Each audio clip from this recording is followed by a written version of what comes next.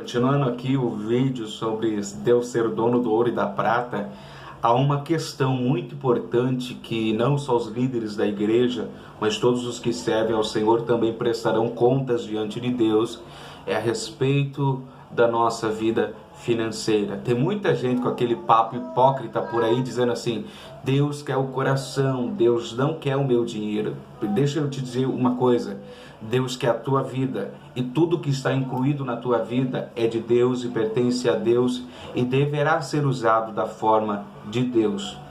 Vamos para a Bíblia então? Mateus capítulo 24, capítulo 45, o sermão continua a parábola dos dois servos.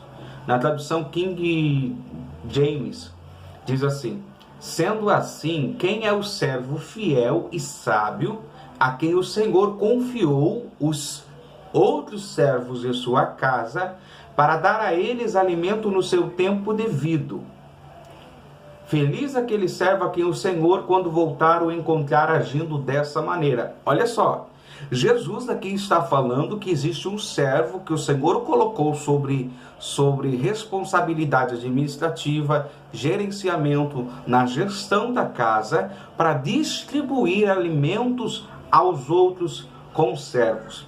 Aí diz assim: feliz aquele servo a quem o Senhor, quando voltar, o encontrar agindo dessa maneira. Com certeza vos afirmo que o Senhor confiará a seu servo todos os seus bens. Aqui olha a promessa de Jesus, é Jesus, não é o pastor da prosperidade, não é teologia da prosperidade, é Jesus. Jesus está dizendo que quando ele coloca uma responsabilidade financeira, uma provisão na minha mão, e eu reparto isso com aqueles que Deus quer alimentar, quando ele vier ter comigo, o tempo oportuno de Deus, quando ele vier ter comigo e eu prestar contas com ele, ele me confiará todos os bens. Aqui que muito crente cai, e por isso que muito crente que quando entra na igreja, a vida financeira na verdade piora, não melhora. Muita gente diz isso: saí da igreja, minha vida financeira melhorou, eu estava lá dentro, só piorou. Piorou por quê? Porque quando você confessa Jesus como Salvador, você também o recebe como Senhor da tua vida. E se Ele é Senhor da tua vida, Ele é Senhor do teu casamento, dos teus filhos, e tudo que você tem não é teu. Ele é Senhor do teu salário, Ele é Senhor do teu carro, Ele é Senhor da tua casa. Tudo que você tem é dele, e mesmo que você não o reconhecesse como Senhor, Ele é Senhor de tudo. Aqui, o Senhor coloca alguém sobre responsabilidade de gestão, gerenciamento, para dar alimento a outras pessoas. Aqui é interessante uma visão. Nem toda provisão que nós temos é pão, mas às vezes é semente, para lançar na vida de outras pessoas que também precisam. Não estou falando de dízimo, eu estou falando de você dar liberdade a um dom bíblico que diz bem assim: aquele que tem o dom de repartir, que reparta com liberalidade. Vamos para a Bíblia, continuamos a palavra de Deus.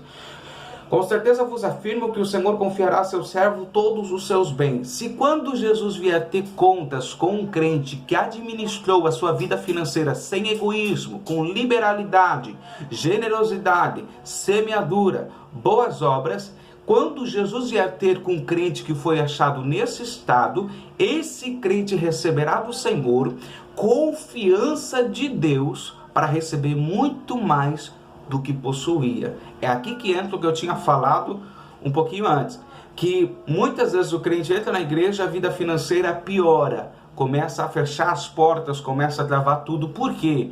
Porque a Bíblia diz bem assim: aquele que sabe a vontade do seu Senhor e não a faz, receberá muitos açoites. Aquele que não sabeu da vontade do seu Senhor, não a fez, receberá poucos açoites.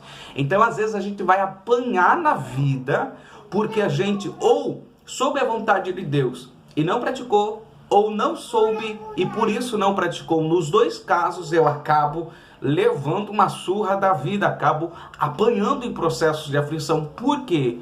Porque eu tenho que correr para crescer na graça e no conhecimento, e se eu tiver o conhecimento, eu devo correr para praticá-lo. Bom, entretanto, supondo que esse servo, sendo mau, diga a si mesmo: meu senhor está demorando muito, por isso passa a agredir os seus conservos, a comer e a beber com beberrões. O senhor daquele servo virá num dia inesperado e numa hora em que o servo desconhece, e o Senhor o punirá com toda severidade e lhes dará um lugar ao lado dos hipócritas. onde haverá um grande lamento e ranger de dentes.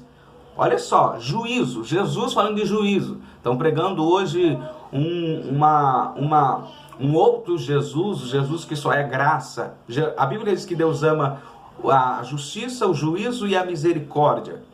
Olha aqui, se aquele servo que o Senhor confiou bens, confiou provisão para alimentar pessoas, para sustentar, para abençoar pessoas, manter pessoas, se esse servo, pela demora do Senhor voltar, começar a se distrair com os prazeres da terra, beber, sentar com os beberrões, a comer, ou seja, agir de forma egoísta, tendo ele gente para cuidar e tendo condições de cuidar de pessoas, não cuidando e somente zelando pelas suas próprias fascinações e concupiscências, olha o que acontece.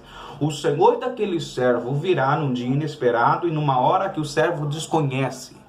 A pobreza e a miséria, a ruína, virá para o ganancioso de forma inesperada. Você conhece alguém que estava bem de vida e do dia para a noite acabou tudo? Conhece alguém que tinha do bom e do melhor e de repente estava batendo na tua porta pedindo alguma coisa? Nem sempre, mas às vezes o Senhor dessa pessoa veio e achou ela egoísta, achou ela vivendo só para os prazeres dela e esquecendo que tem pessoas que Deus colocou na responsabilidade dela para ela fazer algo, sustentar e abençoar. Olha o que diz: e o Senhor o punirá com toda severidade e lhe dará um lugar ao lado dos hipócritas, onde haverá grande lamento e ranger de dentes. Uma pessoa que, quando um pastor fala de dinheiro, uma liderança fala de dinheiro para mantimento da obra, para o reino de Deus, para ajudar necessitados, para expandir igreja, para expandir a obra de Deus, uma pessoa que se dói com isso e fica revoltada com isso é hipócrita. Por quê? Esse servo foi dado a ele responsabilidade administrativa de dinheiro e de alimentos para sustentar a outros. Ele agindo de forma egoísta, gananciosa, ambicionando somente os seus deleites, os seus prazeres, quando o Senhor vem para ele, o Senhor coloca ele do lado dos hipócritas. Por que o Senhor coloca ele do lado dos hipócritas e o castiga com muita severidade? Porque ele aceitou o bem de Deus, mas não compartilhou o bem de Deus. Mesmo que você não tenha pedido a condição financeira que você tem, quem te deu isso foi Deus. Mesmo que você não tenha pedido para ser classe média, classe alta, rico, seja o que for, você é porque Deus quis e nós devemos corresponder à graça recebida. Eu falei para uma irmã esses dias o seguinte: a graça recebida tem que ser a graça ofertada. Se eu recebo graça, eu tenho que levar graça. E é aqui que a gente entende isso. A Bíblia fala, Paulo, por exemplo, fala sobre oferta. Ele diz bem assim, que a oferta não somente auxilia a necessidade dos santos, mas também redunda em ações de graças a Deus. Eu não posso ver o ato da oferta no culto como uma ofensa. Meu Deus, estão pedindo dinheiro de volta. Eu devo ver o ato da oferta como uma oportunidade de louvar a Deus com o meu dinheiro e dizer: Senhor, eu te dou graças, eu te louvo porque isso é teu, devolvo aquilo que é teu. Deus te abençoe e reflita, até porque o que você tem, você só tem porque Deus te deu. Nós só temos porque Deus tem nos dado.